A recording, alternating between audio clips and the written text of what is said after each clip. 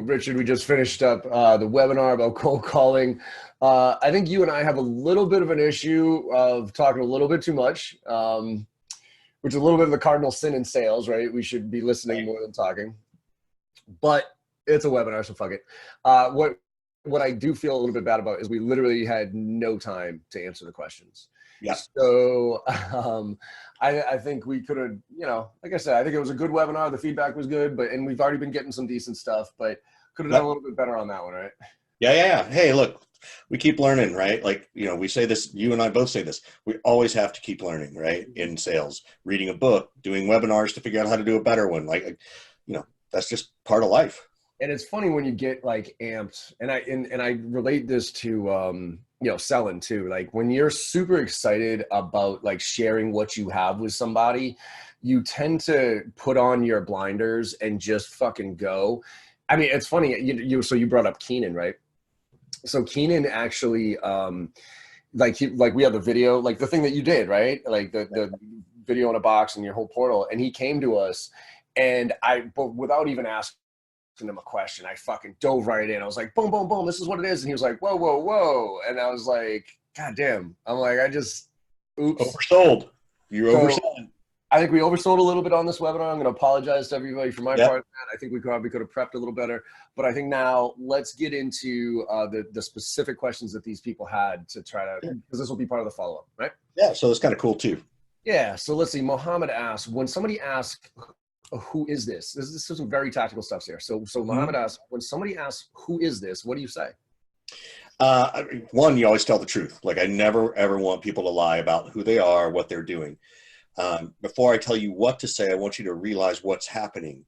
You've now spiked their curiosity, which means you've gotten more of their attention than you had the moment before they asked that question, or maybe 2 or 3 moments.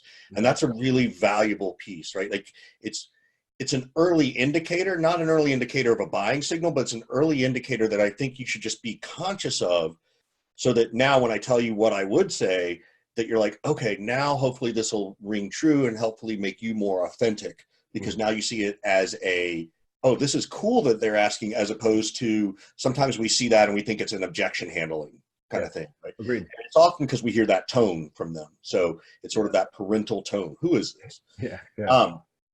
So my answer is always the truth. I will actually start and say, oh, I'm sorry. And I do start with an apology in some cases, because I think, again, I'm showing them that they can have some control. And I'm also trying to use it in a way that sort of, for me, makes it look like I'm excited. I kind of overlooked it because I'm too excited to talk to them, right? But not in a like, oh my God, let me sell you way, but just sort of an excitement way. And I'll be like, oh, I'm sorry, John. This is Richard Harris. I'm calling from so-and-so, and the reason for my call. Now, there are a couple of schools of thoughts. One is you stop after you introduce yourself and pause to wait for their response. Yeah. I don't follow that school of thought. I actually want to get the value prop out again, right? Because chances are, at least in my script, it's, hi, the reason for my call today is such and such. Who is this? Oh, I'm sorry about that. This is Richard. The reason for my call today is, and again, I'm now getting my value prop out twice. At least, and that's my theory of it. So how do you do it, or how do you coach? Exactly. I actually don't pause at all when somebody, because at that point, your name. So I talked earlier about like leaving your contact information at the end of a voicemail, right? Live call, and Basho actually taught me this. Basho, I disagreed with it, because Basho said you don't say your name, you go right into the reason for your call. So when you would pick up, it would be like, hey, Richard, thanks for taking my call real quick. The reason for my call today is boom. I tried that a bunch of times. I got interrupted a bunch of times. People would like interrupt me mid-sentence, and I'd be like, I'm sorry, who is this? What do you want? Yep. And then it would be this negative, and I'd be trying to, right? So what I do is, hey, Richard, thanks for taking my call. Do you got a couple of minutes? I get, well, who is this, right? And I say, well, this is John with J Barrow Sales Training. And I go right into, and the reason for my call today is because your name and where you're calling from is not important at that point, because that's just a formality. So they're really just like, that's just a check off the box. Don't be rude about it. But it's not like they're writing down John Barrows from J Barrow Sales Training, right? So that's why I just move right in. The most important part of any call is the reason for your call. Yep.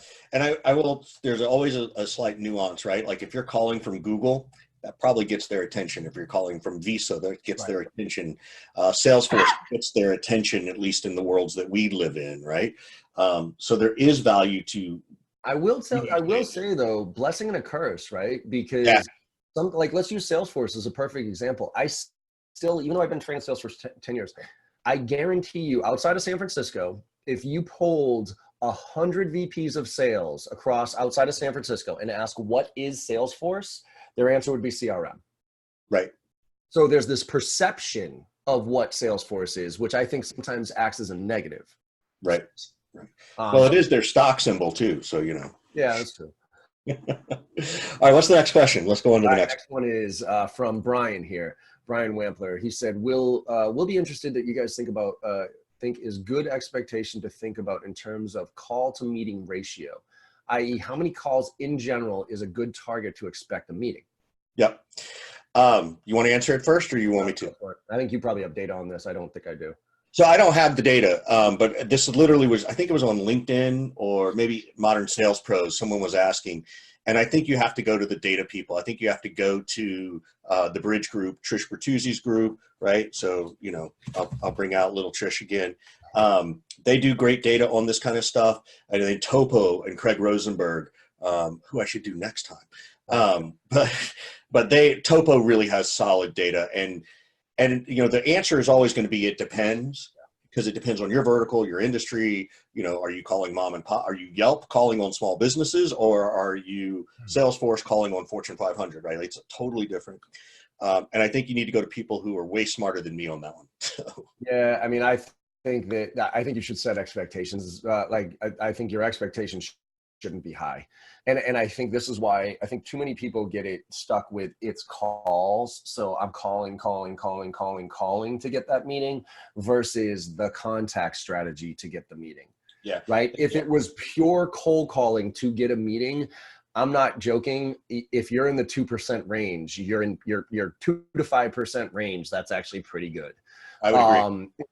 But if you as part of your cadence, you know, you should be 10+% range in that case. So maybe, you know, 10 cadences, you know, you get one meeting out of 10 cadences. I think you're in pretty good shape. 10 touches in the cadence? No. Like say however many touches you want. I don't subscribe to you have to have 15 touches in 16 days or 10 touches in 20 days or whatever it is. Just if you put together a cadence that is more than probably 4 or 5 minimum, right? 6 touches minimum of those cadences. If you get a 10% meeting rate out of those, I think you're fantastic. If you get a 10%. Oh, like if I drop 100 people into my 6-step cadence, I should get 10 people. I got you. Those are benchmarks, but if you're pure cold calling, expect it to be very low. Much lower. I agree. Right. Ryan says, who should do the cold calling? BDR, AE. If BDR, how far do they take the conversation and how they set up the success for the AE? This is one that comes up a lot. Yep. I'll jump in on this one a little bit. I think both should do it. I think both AEs and BDRs should make cold calls. Obviously, I think the AEs should probably make a little bit more strategic cold calls with the quality of doing some homework before they make the phone call, whereas the BDR obviously is being held to a little bit of a higher volume, so they have to be a little bit more persona driven. And then the question of how far they go, that is really dependent on the complexity of your product and also the standard operating procedure for your organization. And, you know, it's almost shame on their organization for not having that already dictated. Yeah. I don't like, you know, BANT. I think BANT is terrible. I mean, you and I, you know, you get neat, you know, BANT, that type of stuff. I think the main thing is somebody who's, you know, has something to do with the decision. They don't have to be the decision maker. And there's a need there. Like, so like you do the reason for my call today is blah, blah, blah. I got 3-4 questions for you, and then I'll share with you. Right. And those 3 or 4 questions about what are you currently doing for this? How is this impacting whatever it is? And understanding if there is a need for what you have, based on that, I think you should then flip it to the AE and then the AE take it from there. But there's got to be a need. There doesn't have to be budget for it. The likelihood is going to be almost zero because that would be an inbound lead. Right. There doesn't have to be a timeline necessarily that says, oh yes, we're making a decision by this date. Because any decent AE, if they get a meeting with somebody around, you know, who's involved in the decision process, if there's a real need there, they should be able to expedite a timeline. They should be able to get to power, and they should be able to find budget. So that's my thoughts. So this one I'm gonna bring out Lil Trish Bertuzzi, right? Because I follow her on this one, and I think this is the point that Trish has made, and I'll if not, then I apologize, Trish, and whatever. We got your free plug. The question on who should be doing it, definitely SDRs and AEs. SDRs should be highly skilled at it. AEs, and I know this goes back to the first thing, is AEs need scripts and they need to be to do it, because an AE will has the biggest excuse factor of why they shouldn't do it. And the only reason they don't think they should be doing it is because their ego's in the way. And you're going to have to break them down hardcore on it. And this is a management issue as much as it is a whose decision issue. So as a manager, if you can't get your AEs to make the calls and you can't coach them on how to do it and do it properly, you've got a bigger problem. And it's not always the AE's fault. That being said, AEs absolutely, and I agree with you, John, definitely need to be strategic. As to how far an SDR comes in, that's actually a compensation question. That actually comes down to how are you compensating them? And are you setting them on just meeting set or qualified at a certain level, right?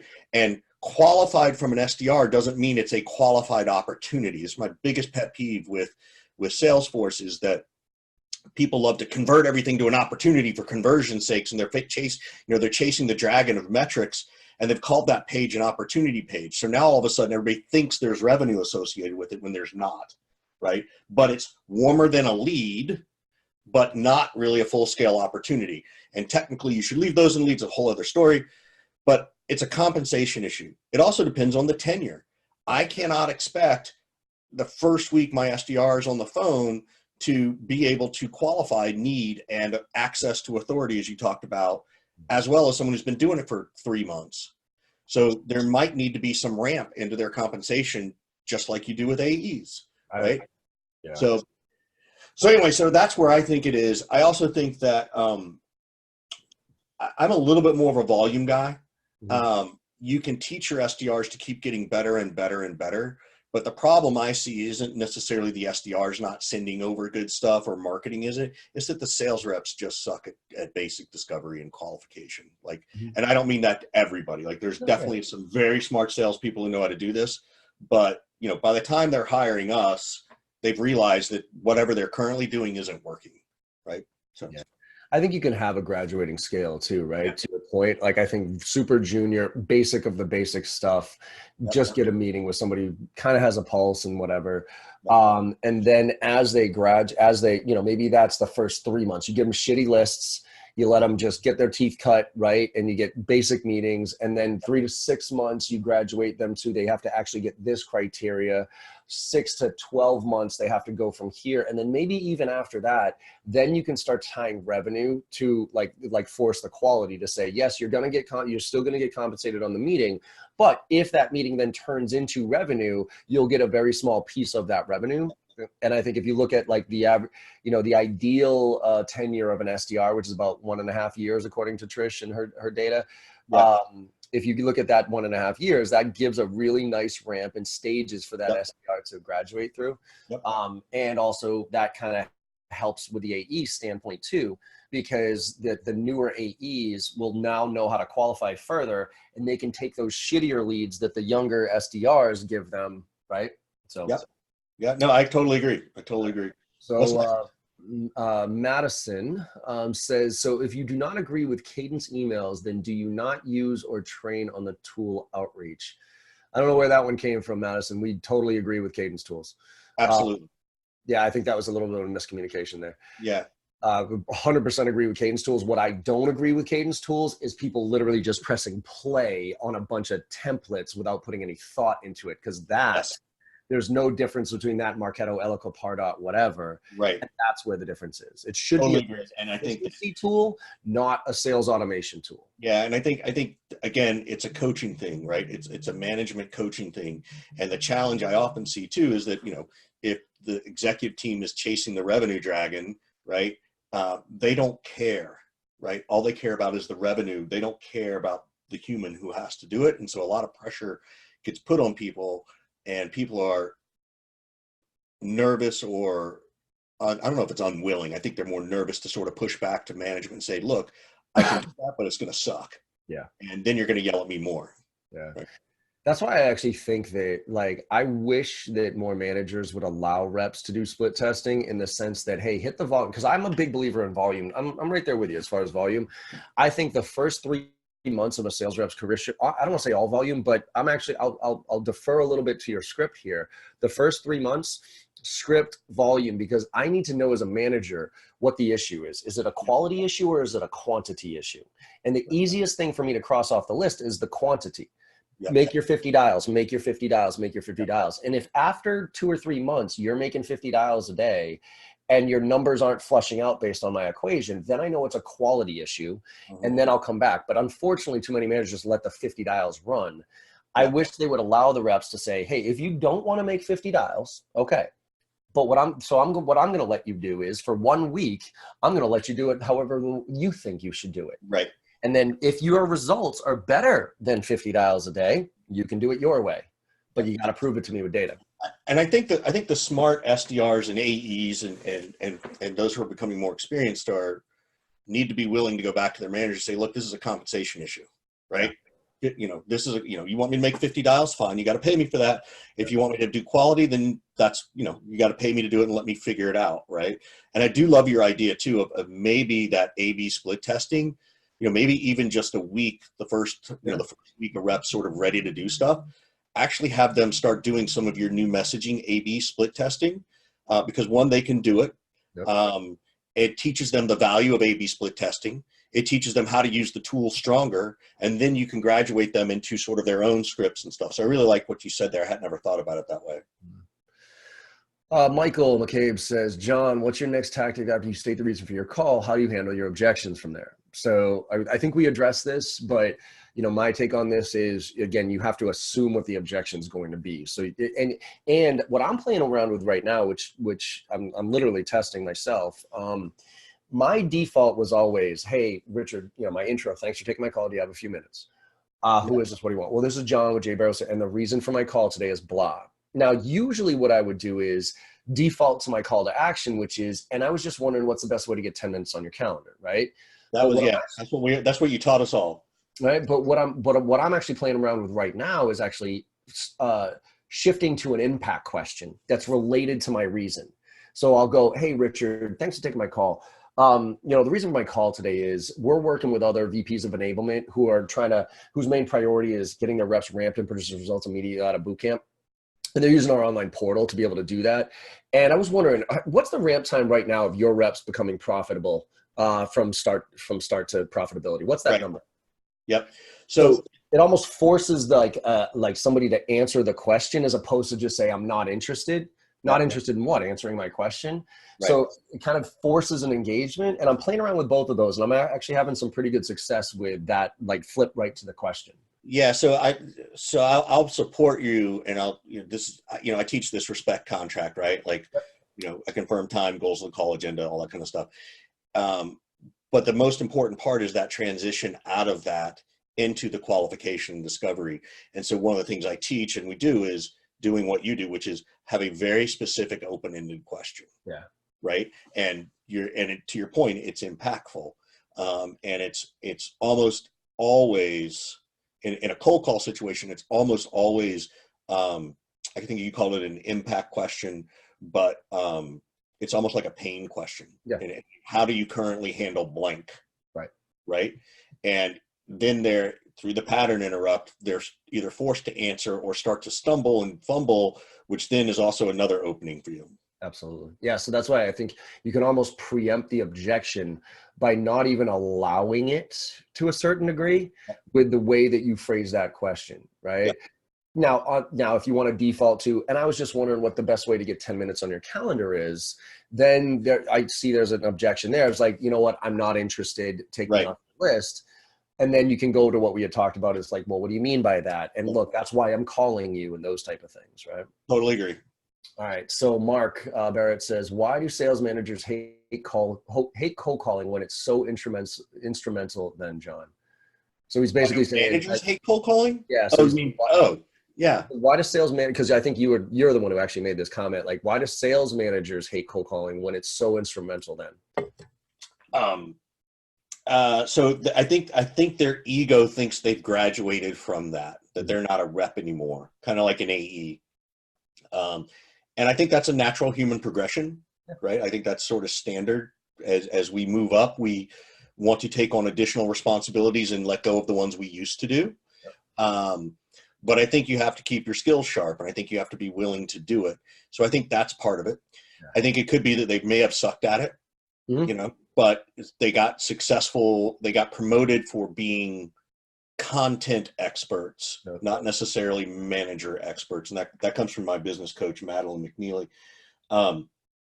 That when we get promoted from sales into management, we're getting promoted because we're content experts. We're not yet people experts. And we're not, and we don't know how to manage. And there's not a lot of classes out there for it these days. So I think that's why they hate to do it. And I also think they're afraid to fail in front of the team. Oh yeah, that's absolutely true. Which I think is such a wrong mentality, because like when you fail in front of your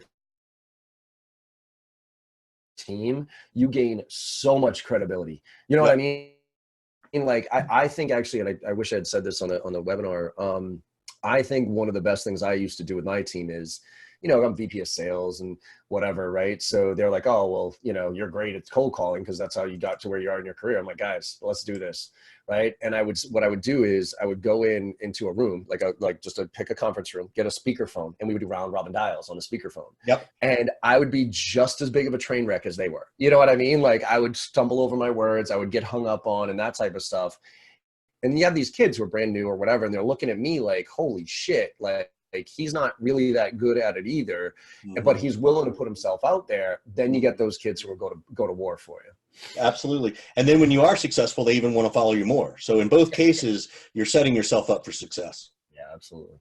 All right. Let's see. Neha says, sounds interesting about conversation from voicemail. How do you do that? How to do that? Never mind. Next one. What do you recommend for cold calling for more niche ICPs? Those you said do hide from the phones, analysts, etc. Any thoughts on that one? And we didn't talk about this at all because it wasn't a cold call thing. Yeah. But I think you've got to get creative with your touches, right? You're going to have a multi-pronged approach. It can include the email, the LinkedIn, the voicemail, the phone call. It could be, old school would be singing telegrams, Sendoso's out there where you can now send a gift ahead of time. And I think you have to get creative, right? And I think you have to do something different. Who is it? Is it Jeremy Lavelle, right? Yep. Right? Over best cold calling in the world, right? If you're calling into Portland, he'll even put on a Portland jersey and make videos to email people through whatever video, I think Vidyard or whoever. We're dropping so many names for everybody. They owe you money. But he makes it personal, right? If he's calling into Boston, he knows to bring up Patriots, Celtics, whatever, right? Like he's just good at that. So you've got to be creative to it. If they don't answer the phone, you still leave the voicemail, but reference back to the email or another touch. Yeah, that's what I think to me, it goes back to that. Who's your ideal customer profile? Who's the persona that you're going after? And then where do they live? Yep. Right. And I mean that like when I say live, not physically, right? But like where are they? Are they on LinkedIn? Are they on Twitter? I mean, this goes to branding too. Like people say, well, where should I build my brand, John? Build your brand wherever your audience is, like wherever your target audience is, build it there. And I'll be honest with you, with this question from Robert, it's Robert, if you do, like, say you do 4 or 5 call blitzes at different times of the day and at different times of the week, and you make 300, 400, 500 phone calls and absolutely nobody picks up, stop. Don't make calls, man.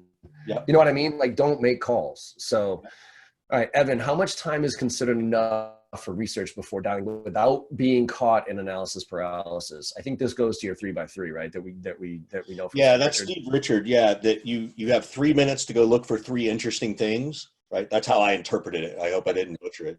And then you have to use one of those 3 things. Yeah. Right. Yeah. I think if like my recommendation is always have whoever you're calling, even if you're doing volume, have their website open in front of you so that you can, even if you don't do research, you can quickly kind of look up and say, oh, I see you're in this industry or whatever. Like what I tend to do is I have the person's LinkedIn profile up and I have their website up. Yep. So when I make a phone call, I can be looking, first of all, that helps me because I'm looking at the person that I'm talking to, and that actually personally helps me connect with them a little bit better. And then I've, obviously, been doing this for a long time. So I'm adept now where I can quickly pick up something on their LinkedIn profile. Because really all you're looking to, in my opinion here, all you're looking to do is show some credibility that you're not a robot and you're not just blasting through crap, generic cold calls. If you can just reference something, hey, I saw on your profile, like, hey, Richard, thanks so much. Reason for my call is, I love that blog post that you just did recently about this. And I want to talk to you about how your clients are doing that. You know what I mean? Like just something like that. And equally, and this is a totally easy one to do, is to say, hey, I was just reading on your company's blog about, and it doesn't even matter. I mean, obviously have read it. Sure. But that alone says you've done research, right? Even if you can't find anything on LinkedIn, if the company has a blog, hey, I was reading this on your website. That sends a message that you've done your research, right? So that's sort of how I see it, which is a faster way than a 3x3. And I don't mind the 3x3, but I think if you're in a call blitz situation, it's harder to do those 3x3s. I also think what I'm teaching reps these days is, triggers, personas. Those are the reasons you reach out, right? The triggers: open up a new office, launch a new product, merger and acquisition, whatever. What you want to do is define, and the easy way to do this is actually go into Owler, right? And the Owler Pro now has all the check boxes of what you want to be alerted on. Go pick the triggers that are most relevant to your business, okay? Come up with a one-liner of the value, I call them attention grabbers, of the value you bring to that thing, right? So you have those ready to go. Yep. Then you have your persona about what their challenges and priorities are, and then messages for those. So now when you make a phone call, if you light up somebody's website and instead of looking for anything, I'm looking for those 5 triggers. Right. And when I see one of those, that's an immediate, hey, Richard, thanks for taking my call. The reason for my call is I actually noticed you guys just merged with XYZ company. And we're working with a lot of other companies who go through mergers and they're leveraging, that type of thing. So you don't have to make it up on the fly. You have them as a repository, if you will. Yeah. And I'll throw this one in there for folks too, is if you are calling into publicly traded companies, their 10K report is full of stuff. Yeah. And if you say, hey, I was just reading your 10K report. Yep. Now you're showing them you've really done research. Right? Yeah. So that's a small sidebar tip. I actually do that a lot with meetings, even prepped qualification meetings. I tell people, hey, in preparation for our meeting today, I was actually looking at your website and I noticed this. So I'm not going to let them guess that I did preparation. I'm telling them right out of the gate. As I prepared, I was on your website and I noticed this, and I wanted to kind of start with that part of the conversation. Yep. Because what I want to, and you've been there too, right? Like I want to get to the point where somebody says, wow, you've done your homework. You know what I mean? Because that immediately changes the dynamic of that meeting. Totally agree. What's next? What's up? Yeah. Jonathan asks, why, with so many hands in the CRM cookie jar, do you think it's a positive or negative to ask your prospects, are you familiar with us? Like, are you familiar with Jay Barrow Sales Training? In the beginning of the call, and what else does he say? In the beginning of the call, versus the something else here. But yeah, what do you think about that? I am curious on your thoughts on, hi, Richard, this is John Barrows from Jay Barrow Sales Training. Are you familiar with us? Yeah, I would never ask that question. Me neither. Now, here's my caveat. If you can make that work for you, then ask that question, right? I think this goes back to John's A/B test everything, right? Test it. Don't just do it don't do it because I said so. Yeah. But for me, that really sets me up for that whole no that I don't want to hear. Now, some people will be able to flip that and go, well, great. That's why I'm calling, because I wanted to make you aware of us, right? And so it's interesting now that I think about it. It does get your prospect to say no. But it doesn't mean they're going to be able to say, we're not interested. I mean, I guess they could. But then you could flip it. So it doesn't feel super comfortable to me, but I think it's worthy of testing as you think about and understand why it could work and how it could work. There's another part of this question that I couldn't read on the sheet, but now I got it. It says, with so many hands in the cookie jar, do you think it's a positive or negative to ask prospects, are you familiar with us in the beginning of a call, versus the negative results? hey rep, someone called me last week, you know, hey, somebody else called me, right? So I think the problem here is that it's like a Salesforce problem. Like the biggest thing I have with Salesforce, and the biggest problem they got 15 different people calling into the exact same company. So like, that's why I think he's coming with, hey, are you familiar with so and so, so that the person's like, yeah, I actually got a call from you guys last week. Oh, cool. Boom. Right. So I think in that case, if you have 20 people calling into the same account because you're selling different types of products and services of a larger organization into the same target accounts, you know, I don't hate it. But to your point, I'd test it. I also think it depends on who you are, right? Like if I'm Yelp and I'm calling every little small business, I'm hoping they've finally heard of me by now. Right. Right? Yeah. But you know, it's also, you know, my biggest thing is I don't ever want someone to think that I have this attitude of, well, don't you know how important I think I am? You should know who I am, right? Like I don't ever want to make somebody as a sales rep put them down that path, because that's bad news. All right. Do you ask anonymous? Do you ask prospects how they are doing? I don't. But so I'll speak culturally. Yeah. I grew up in Macon, Georgia, and if I get on the phone and calling, you know, into the deep South, I might actually put that into the script, right? Because I know that that's important, right? If I'm calling in and I'll just be very blunt about it. If I'm calling, you know, again, men in the SEC, you know, in the South who I know watch SEC football and I know they went to the University of Alabama, you know, then by all means, I'm gonna play that card. Sure. But the how are you doing today matters, because that is proper Southern culture. I grew up with it, so I get it. If I'm calling John Barrows in Boston, fuck no, I'm not asking John how he's doing. He could get two. And that's why I never ask it, because I grew up here and I grew up calling into Boston or New York, and every time I would say, hey Richard, how you doing today? I'd get either fuck off, click, or fine, what? Yes. And it was just an immediate, like, now I'm back on my heels, like playing defense here. So that's why, like, hey, but I get why people say, hey, how you doing today? I've actually been thinking about this a lot. They say it because it's the buffer so that they don't puke on their shoes because holy shit, somebody picked up the phone.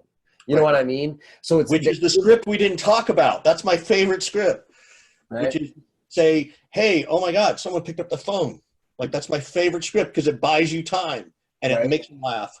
And I think that like how that intro, so mine is, hey, thanks for taking, like mine to prevent me from puking goes, hey, thanks for taking my call. Do you have a few moments? Like, thanks for taking my call to me is just as nice as, hey, how you doing today?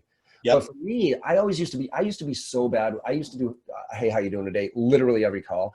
And I was so bad with it that I didn't even care what the response was. I would say, hey, how you doing today, Richard? I was wondering if you could point me in the right direction. Like, and that's super disingenuous, and that's even worse. So one's a statement, one's a question. And when you have a question, you're now setting yourself up for a no. So do you literally say, like, when somebody picks up, holy crap, something you actually picked up? I actually have a script. It was one of the ones we didn't get to today. And the script is something like this of, oh, wow, someone picked up the phone. You just made my day.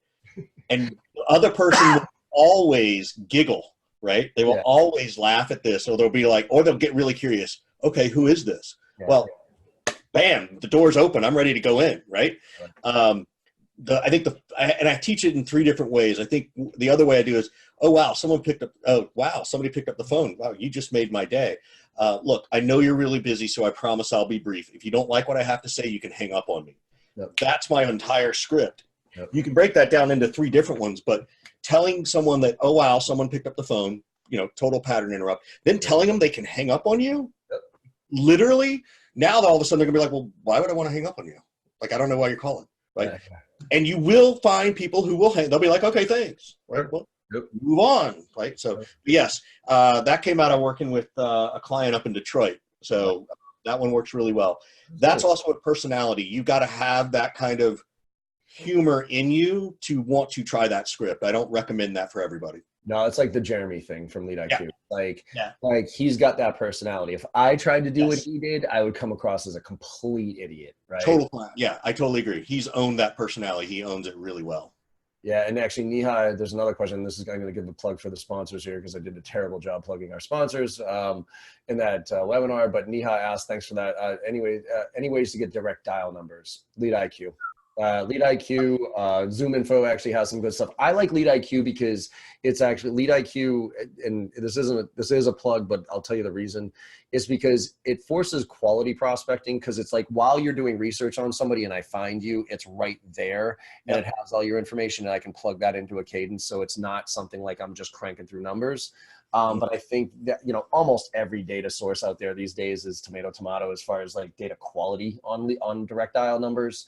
You're probably 70% accurate across the board with any of them, but I don't know the answer to that. I think that's something that you can do and you need to leverage, right? Like if I were looking at a tool, I would want to make sure that I understand them and ask them a lot of questions about quality and what happens if we get a certain percent that's not good quality, and how do you get these numbers? Like not give me your secret sauce, but like, how can I trust that they're going to be good most of the time? All right. Let's see. Do you have reps prep a list the day before? From Jonathan. Yes and no. I think that's the part where I sort of, when I was managing teams, I'm like, look, you're your own entrepreneur. I'm giving you tools. I'm giving you data. I'm giving you a phone. I'm giving you a computer. I'm giving you, something to sell. You need to make it happen, right? There it is again. But I don't think it's wrong. I would certainly encourage it. Yeah. You have to be wise about this from an HR perspective, right? If you're like, you need to go home and do this. Well, guess what? You're gonna have to pay them overtime. Like, don't pretend like you can't. That's one thing. But yeah, I have no problem with you saying, hey, between 3 and 4, we're going to spend an hour setting up the first 10 calls for tomorrow, right? So I always think here's a tip for anybody. I think anybody should spend the last 15 to 30 minutes of their day prepping for tomorrow. Yep. Period. Like, you walk into the day with a plan, you're 1,000 times more efficient than if you wake up in the morning and say, all right, what am I going to do today? So yes. And going back, again, I'll plug them, but going back to SalesLoft, and keep in mind, the plug isn't for them. It's like, this is the tool works. Yeah, exactly. That's kind of what SalesLoft is there for. Like, if you're using a tool like that really effectively, whether it's SalesLoft or Outreach, or whatever, if you're using that effectively, you're just looking at what you've got to do tomorrow. Right? Maybe you're dropping the 5 or 10 new people into day 1 of your new cadence, right? Like, that is absolutely 100%, what that tool helps you do. So. Do your power hours by persona? Do you power hour person by persona, or have everyone cranking dials at once? Oh, so I think that's like you go after CIOs, I go after VPs of sales, and so goes after whatever. Any thoughts on that one? Well, it depends on how the territories are split up, right? Like, it depends on the patch, and it depends on what you're trying to do. I think we talked earlier in the webinar that if I was going to test messaging with a persona, there was a difference between a persona power hour versus, you go sell your territory power hour. Yep. And I think there's value in the personification side, because you can get volume of testing by getting, which isn't always the easiest thing to do. So that's how I see it. I see them as two different things, and you need to be thoughtful and mindful about how you do it. Yeah, my preference is that everybody's calling into the same persona with a similar message, right? So that we can learn and we can split test. Because when I talk about split testing a lot, it's hard as an individual to get to a statistically relevant number to split test. But if you have 4, 5, 6 people all making dials into the same persona with the same message, each dial, 20 people, 20 dials, 10 people, 200 data points, you can start to say that worked, right? And I think a great idea, and you said, like, you do hour break, hour break, hour break. I think a great thing to do would be at least come up with 2 different approaches to the same persona. And for 1 hour, everybody does it this way. Then you come in, and then the next hour you go in and do it another way. And then you just kind of say, hey, did that work or did it not? Actually, what I would do, I would actually do half of you do it this way the first hour, half of you do it this way the first hour, and then flip, because this is where time of day becomes relevant. That's true. Right. If you're trying to measure time of day, you need to be able to test both messages at the same time. Yeah.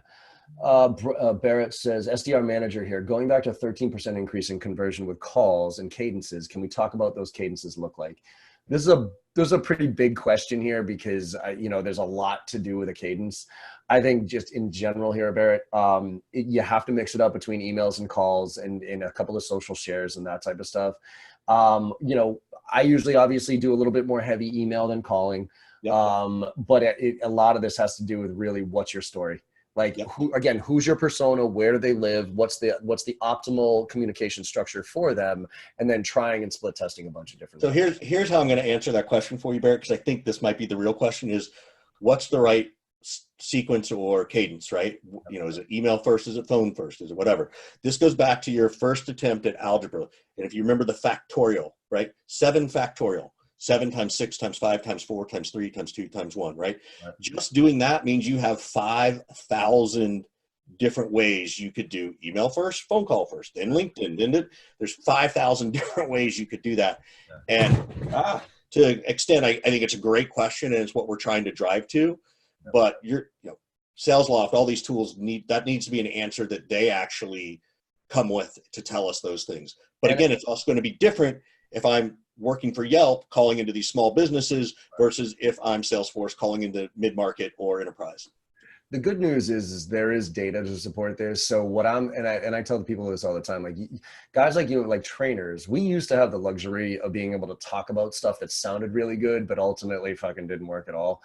Now we don't have that luxury. Now there's enough data out there to call our bluff. And so what I'm constantly doing is I'm looking at SalesLoft saying, okay, what's your data? You analyze millions of cadences. They say that the optimal cadence is 15 touches in 16 days with a triple touch day 1 and 2 ghost calls day 2 and this type of thing. So who am I to argue that? What I would do if I was starting a company that sold similar type, into a similar thing, I would use that. I would just say, okay, let me figure out what those 15 touches in 16 days will look like for me. Where am I going to share? Where am I going to ask? Where am I going to connect on social? And then let's then do that for a while, see what the results are, and then make some adjustments. Yep. How do you transition to your pitch? I think we talked about that, where it's like, hey, the reason for my call today is to go from there. Yeah, as a reminder, just have a transition statement that's often an open-ended question. There you go. Right. So it's mine is, again, thanks for taking my call. Do you have a few moments? Not really. Who is it? Well, this is John with Jerry Barrows, and the reason for my call today is blah. And that's ultimately my quote unquote pitch, and then open-ended question. Right. Right. This one's interesting. I'm curious here on this one. How do you manage the list? So Ryan says, how do you manage the list during the prep call? Do you do it in CRM or Excel? What info do you put into it? It's a good question. I'm a firm believer that if you start to pull data out of the CRM, you're never going to get data back in. Right. So I'm a much stronger fan of running the list from the CRM, and your dialing should be from there. Granted, and I'm not the heavy SalesLoft user, right? Like I'm not the persona as much as Kyle loves to try and bash me for it, which is okay. But I would think that living in your communications platform is how you want to do it, and how that relates to the CRM. I don't see it enough to know that, but I really don't want people doing stuff in Excel spreadsheets. I think it's all about, yes. So it really depends on the tools, but it also depends on going back to efficiency. Say you don't have a SalesLoft, say you don't have an auto dialer.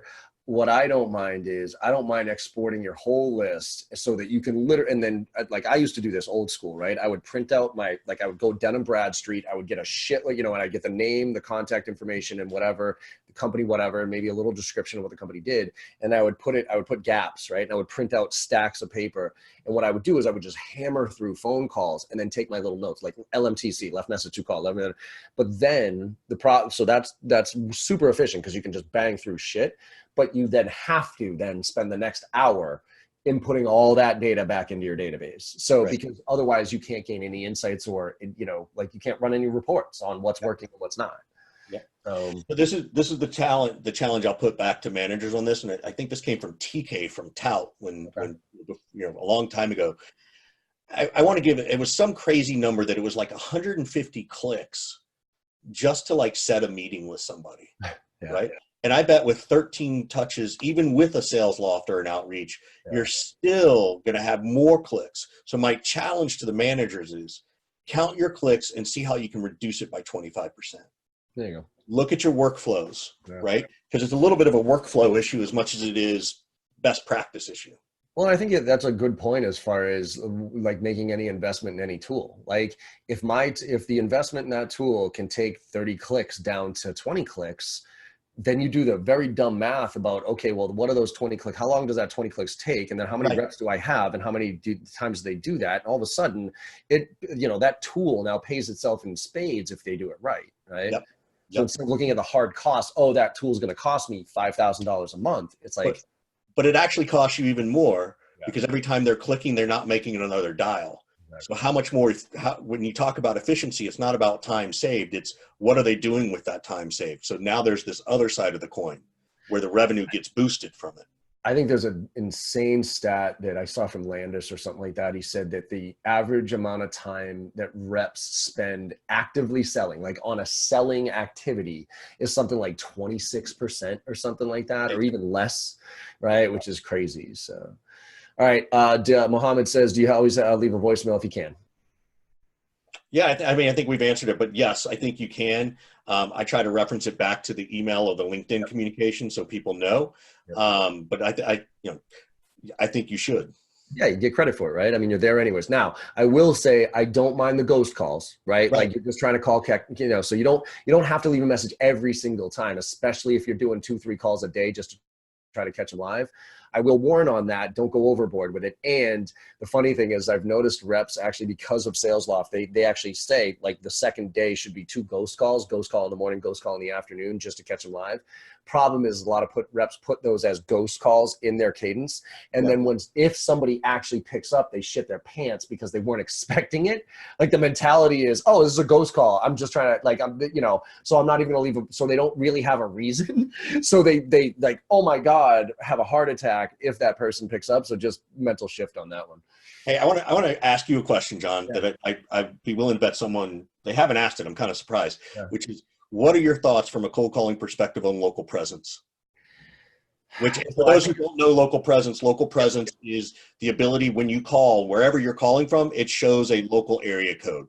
Statistically, it means you're going to get more pickups, but I'm curious what your thought is around that these days. I know what the data says. The data says it absolutely works. I'm going to tell you my personal opinion. I actually am far less likely, because I get so many spam calls, spoof spam calls from, like, my number is 617-529-7271. I get now 617-529-7273-75, right? And at first I was like, oh shit, yeah. But now that it's been so overused by so many spammers, like, I am way less likely to pick up a 617 number these days than I am a 650 number. So like if I get one from California, because that's my territory, for the most part, that's where most of my customers are, I'm actually more apt to pick that up than I am a 617 number, because I actually had to sign up for a robo-dialer blocker, because I'm getting 15, 20 robo-dials a day with. I'm at that stage too. And you're like me, it's like, I need to answer these calls. Right. Like it's a little bit like being a real estate agent. Yep. Your phone is a part of your livelihood. So yeah, anyway, thank you I was curious. I still like them. I still think they work. I'm always a trust the data guy. If the data says it's working and you're testing it and it works, then I would stick with it. I think you now need to be more prepared with, you might be the 18th call of the day. So you better have a good way to handle that objection or that attitude that you get. We used to get that before, 5 or 6 years ago, we would get the, how'd you get my number? Yeah. Well, now it's more like people have stopped even asking how they get your number, because now they know. And now they're just angry. And because you're actually a live person, they're going to take it out on you. So. That's what my fear is. So, and this is where the reason and Morgan and I actually have a disagreement on this. Morgan loves it. I don't love it, because it's, as small as it sounds, it's starting with a lie. It's starting the relationship with a lie. That's not your phone number. That's not where you're calling from. It's like putting RE as the first thing in the subject line to your first email. I'm going to have to go with Team Morgan on this one. Yeah. I don't think people think of it that way. I do. So that's why I don't do it. But again, personal preference, data supports it. I don't do it personally. Hint, hint. If you call John Barrows, don't use your local presence. No. Let's see. Curtis says, what are your thoughts on role playing in the mornings, or role play in general? Love it. I think it's a great way to do it. I think it's great, one, because it does sort of warm you up. It's a little bit of a pre-exercise. I also think it's great too, for the right managers to have different reps lead it each day. Yeah. Find the rep that's really good at this one or that one or this objection or that objection. And it lets you put reps in a little bit of a leadership position. It lets you sort of test them if they really have been saying, I want to get promoted. All right, well, let's see how you run a 15-minute stand-up, right? So I really love it. I don't know what bad would come out of actually role playing. Like I I just think, get it. I just think I like role play when done right. The problem is what I find is that most organizations don't do it very. They either paint the perfect scenario or they Right. paint the most absurd scenario. Right. And so what I actually don't love it when it comes to like what you and I do, okay? If the role play is leading to a call blitz, then yes, get, like to your point, get warmed up. I always say it's kind of like playing any sport, right? You Right. don't just jump out on the court and start playing ball. You stretch out a little bit, you take a few shots, right? So you want to role play a little bit on that scenario just to get the juices flowing. Where I personally don't love it is when it's role play for role play's sake, and then the reps go back and and do something else. Totally agree with you. If it's to prep for something that you will immediately be doing afterwards, 1,000%. If it's just a role play in the morning and then it's like, okay, everybody, have fun today, I think it's kind of a waste of time. Totally agree. People use email. Let's see. Ian says people use emails as a defense mechanism these days. 85% of my emails are driving people to a conversation. How do we even get people to answer? This has fundamentally changed in the last 5 years. And this was the one we started with, like connect rates. It's really the connect rate, right? So he's using email to drive the conversation because he's saying that the connect rates aren't there. How do you even get people to answer? I don't even. Yeah. It's a tough one. I think the biggest challenge that everybody has right now is legitimately connect rates. It's not the data quality, because there's plenty of data tools out there that'll give you those numbers. It's people just are just not picking up their phones as much as they used to. I think we become the victim of our own success. Yeah. Right. Look, when you and I first started it was like 6 or 7 touches to get someone to take a meeting. Right. Yeah. Now we're at 13. Like even worse. Like I've heard 25. Like I've right, exactly right. I think again, Topo has really good data, yeah. Specifically, but again, it's also industry related, so that matters, right? All right. Chris Keel says, when calling CXO level people, you're more often than not going to connect with their EAs. Would you change your structure or script for those gatekeepers? Wait, say that again. When you're calling into CXO level people, you are more often than not going to connect with their executive assistant. Would you change your structure or script for those gatekeepers? I teach it. There are 2 ways to go through the gatekeeper. One is the fun and friendly way, right? Hey, how are you? I'm sure you're having a bad day. Look, yeah, I'm trying to get past you, but I'm not going to be sneaky about it. Something like that, and acknowledging it. The other way, and the empirical data, I won't say I haven't tested it lately, is going with the direct approach. Is to just say, John Barrows, please, right? Yep. And I teach it in a way that's, there's one that's called the just. And so, John Barrows, please. Oh, who's calling? Just tell him it's Richard. Mm-hmm. So just means that's it. There's nothing else to talk about. It's one thing. Yeah. Right? That's one way to do it. There's another one that's called conversation enders, where it's like, John Barrows, please. Who's calling? Oh, just tell him it's Richard. And what's this regarding? Oh, it's about an email I sent. I'll hold, thanks. Yeah. Now all of a sudden they gotta make a decision, right? And the parts of the reason this works is that these executive assistants are often their job every day is to do what someone tells them to do. Right. That is their job, and so their pattern is to just do what people tell you to do. You got to decide which one works for you, right? If you're direct. Like this kind of goes back to my, oh, wow, someone picked up the phone. Yeah. You got to decide which one works best for you to be authentic. Yeah. Yeah. I never liked that one.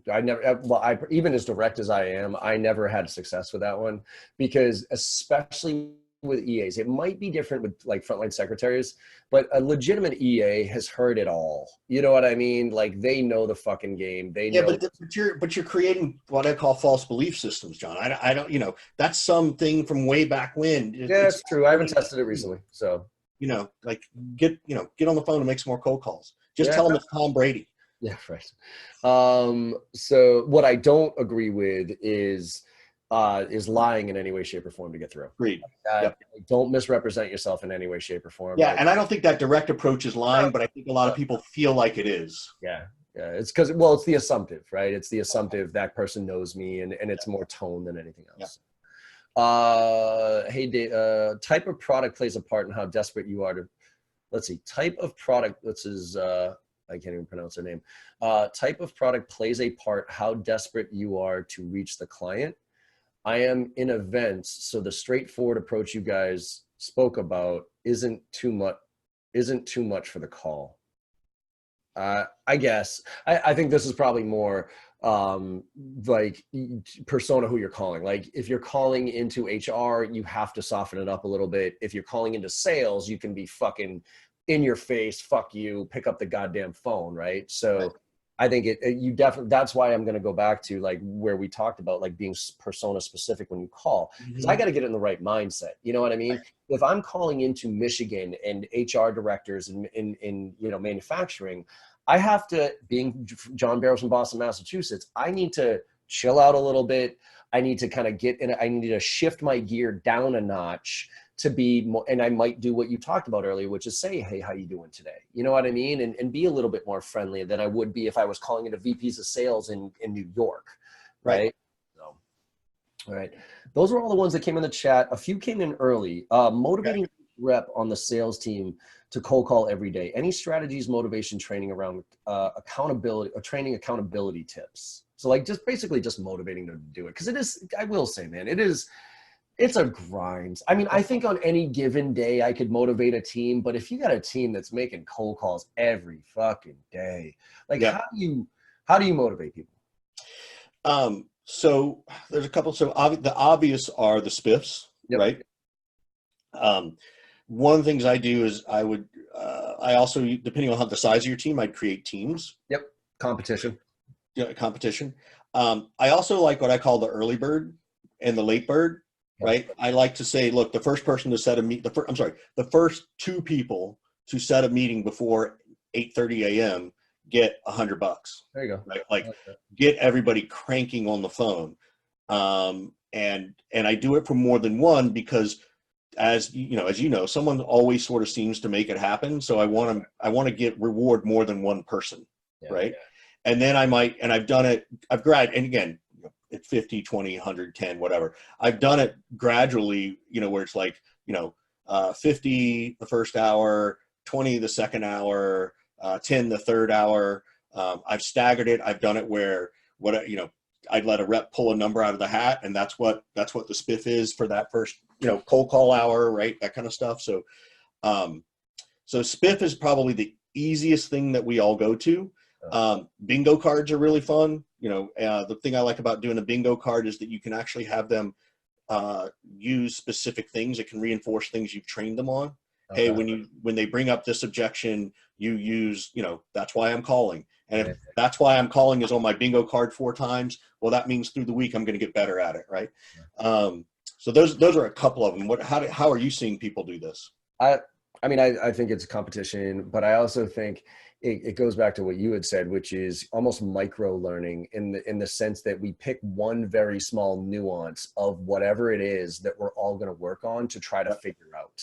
Right. So whether it's a very specific message to a persona and we're just trying to test to see if that thing works out, or an intro, or how to deal with it. And so it's like, hey, okay, maybe we all have a script or maybe we all have structure, but at bare minimum, every time this thing happens, and I used to do this with my team, I would have a notebook next to their desk and we would write down challenge equals, I'm all set, objection, approach equals whatever, feel, felt, found, right? And then a T-bar, it would be a plus minus, and they would just do, anytime that thing happened, they had to use that thing, that approach, and then it would just plus minus. It worked, it didn't work, it worked, it didn't work, it worked, it didn't work. And I would have individual reps own it. Like, so I would have you, hey, Richard, you know what, what's the biggest challenge we're trying to face? Oh, John, getting through gatekeepers. Okay, Richard, do you want to own this one? Good. Go Google best way of handling gatekeepers. Find an approach that works, that you think, we don't know whether it works. Find an approach that you think might work, that you like, okay? Now come and teach the team. Let's do a little role play on it. Now, everybody, let's do this. And today we're all going to say that, and then we'll cut them up the numbers. And then, because it's this continuous learning thing where every day we're picking something different to work on, right? So that, because I always say to reps, like, look, if you're not a scientist in sales, it gets so monotonous and tedious that you want to burn out fast, right? You're gonna burn out fast because if you walk home from a day, and I think I said this in the webinar, if say you make 50 dials in a day and you get no meetings, like that's a terrible day. But if you made 50 dials and you made 25 dials with this approach and 25 dials with this approach and you still got no meetings, that's actually not a bad day because you just figured out 2 approaches that don't work, right? Totally agree. There's one more thing. I saw somebody mention this the other day. They will do a word of the day, and it's like the word bubblegum. And so everybody has to use the word bubblegum in their pitch somehow. I love that. Did you ever see that? Creative, right? And I don't even know if they ran it as a spiff in terms of money or whatever, but it was sort of funny, right? Have you ever seen that movie with Steve Martin where he was the televangelist or whatever it was? Yeah. Aluminum siding, like they had to use aluminum siding in a sermon, right? That's that shit. That's actually a fun one. I like that. No, this is a fun one. I once had Scott used to do this. I don't know if he still does. Yeah. We had 4 teams of maybe 10 each, and he would say, look, if all 4 teams do X today for dials or whatever, I'll pay everybody on the floor $100. And Scott was great because he knew it was never going to happen. Nice.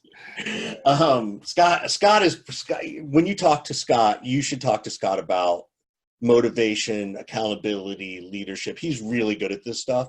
I think that's good. I think the other ways you can motivate people too, like this is actually one I learned from Scott. He used to make people take a piece of paper and they would write down, the one thing they're most frustrated about at work, right, with cold calling. And he would stand in front of them and hold the paper tight and say, great, punch it, right? And it would pop and it would break the paper. And it was, again, it's sort of that Tony Robbins, like walk across fire kind of thing. That's a little bit more legal. But it really worked because it does release some energy. It releases some stress. Everybody gets in line. They've all got their one thing they're frustrated about. And it's not a spiff, but it's like, hey, I understand your job is hard. I know it's a grind. Like, let's try to have fun with it. I've done the thing where it's like, take it and let's all go outside and let's, on Friday or whatever, on Monday, if it was a bad day on the phone, all right, everybody, write down your biggest frustration from today, and we're going to go outside and burn it, right? And sort of let go of whatever our frustration was. So I think those are some fun and interesting ways that don't always need to do that. Other ways to make people motivated, make them go for a walk or go for a walk with them, get them out of the office. You go for a walk with them for 5 minutes, get some, like when they say, go get some fresh air, it actually works. It's actually healthy to move the body. Right. So, so those are just some other things. He dropped a question there about accountability. That's a little bit more of a management issue, I think, but it depends on what you're being accountable for. And I do want people to feel like I don't micromanage them, but they still have to be held to a standard. And I think if you define that standard clearly and define clear expectations, as we all know, then you can help hold them accountable. The real question becomes, are you willing to hold them accountable? And that's what I mean by it's a management issue. That's, that kills me is that because sales should be the most black and white accountability profession on the planet. You hit your numbers or you don't, right? But so many managers are afraid to hold their reps accountable. And I think it's because they know that they're not good at coaching and they're not good at managing. So they feel bad about holding reps accountable when they know they're not really helping them. And that's what I was saying earlier. This is what my old coach taught me, was that you got promoted because you were a content expert. Right. You could talk about the content and sell it. Yeah. Nowhere in that job as an AE or an SDR were, hardcore people skills. Yeah, there's some navigation of the personality, but not what you're dealing with as a manager. And upper management thinks you can figure it out. And that's a big, big challenge that I see. And that's why we have sort of the stress levels that we're seeing in sales and why people don't last. Yeah. Cool, man. I think that's it. I mean, there was a bunch of questions that came through in the chat. We don't have those yet, but maybe I'll look through those and see if it's worth doing another. I've got one more suggestion on the motivation thing. Oh yeah. And this is one that I don't know if you saw it from Tito Bort. He runs a team of SDRs. He has a company that does this. Yeah. He actually takes his SDRs, and probably about 10 every quarter on a President's Club from Friday to Sunday. It has to be within 2 hours of a plane ride. All right. Team gets to pick where it goes, because SDRs never get jack. Like, Yeah. they're already underpaid Yeah. to some extent, depending on where you are. Yeah. They're never getting the rewards or the accolades. And I thought that was a brilliant idea, right? And if you do it right and you sort of look at the budget and you Southwest it and you get the team to sort of pick something that's decent, right? It's not like everybody's going to go to Vegas and spend $300 a night on a hotel room, right? Right. And give them those experiences. I think that's fantastic. So that was one more money way to do motivation. Yeah, I mean, I like that. I mean, I do think, because it is such a, and the last thing I'm going to say here is this, is that if you're, I want to go back to the cadence stuff, right? And having SDRs literally just crank out emails and make generic cold calls. Okay. Everybody, you and I, Gen Xers, whatever, you talked about it in the webinar, as far as the jealousy factor of we're giving millennials a lot of shit and all this other stuff. And all that, they're always expecting to get promoted within 6 months or whatever. Right. And my take on that is this: if I told you, Richard, that all you could do is push a button every fucking day on a template cadence and make generic cold calls until your ears bleed, how long would you want to stay in that role? Exactly. I mean, 6 months would be the max I would want to stay in that role. Yep. I would be itching after 3 months, being like, oh my God, how much longer do I have to do this? Yep. So going back to the manager thing, like, it is incumbent upon the management group to make this interesting, to help the reps figure out split testing, to do the micro learning along the way, because it is such a demoralizing thing to make 100 phone calls and get nothing. I mean, that is, yeah, okay, this is we have a little bit of a thicker skin than most in sales, right? Because you just got to, right? But man, if you don't find the little wins throughout the day, you're going to lose a lot of people. And I go back to the stats on the Trish Bertuzzi, which is like, this is kind of obvious, but the numbers play out. It's, I think, the failure rate on SDR to AE conversion, if they get promoted within 6 months, the failure rate is something like 87%. It's something ridiculous. But if they stay in it for a year and a half and then they transition to an AE, the failure rate's like 7%. So I'm going to add a couple more things to this. I know we got to go, but it's really imperative. The career path for an SDR does not, nor should it always be sales. No, I agree with that. Could be marketing, could be operations. Someone could come in 45 days, they suck. But you know what? HR needs some help. Yep. Well, why don't you see why would you want to lose that ability of the time that you've trained and ramped them? Maybe marketing needs some help. Customer success could use some help. Sales ops could use some help. Like, there are lots of ways that you can look at this SDR and this career path. So sort of, and on the other hand, if they're good and they want to get promoted in 6 months and they've hit their numbers, I don't know that you shouldn't, just because 6 months feels too short and you're jealous you didn't get that opportunity. Yeah. There might be real reasons of like, wait a minute, this person isn't ready to manage a team of 15 people. Well, I can justify that excuse, right?